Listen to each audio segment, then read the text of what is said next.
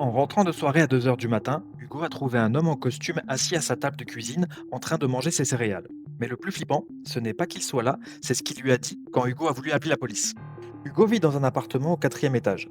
Ce soir-là, il rentre fatigué et voit de la lumière dans sa cuisine. Il pense avoir oublié de l'éteindre. Mais en entrant, il tombe sur un homme d'une cinquantaine d'années, parfaitement habillé, qui finit tranquillement son bol de lait. L'homme ne panique pas. Il lève les yeux, sourit et dit: «Oh, tu es rentré plus tôt que prévu. La porte était ouverte, j'ai pris la liberté de me servir.»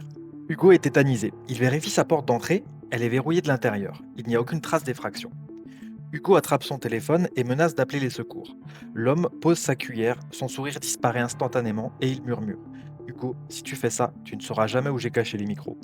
À ce moment-là, Hugo réalise que l'inconnu connaît son prénom alors qu'ils ne se sont jamais vus. L'homme s'est levé, il est sorti par la fenêtre du quatrième étage avec une agilité incroyable et a disparu sur les toits. Depuis, Hugo vit dans le silence total, persuadé que chaque mur de son appartement est à l'écoute. À sa place, vous seriez resté dans l'appartement? Dites-le moi en commentaire.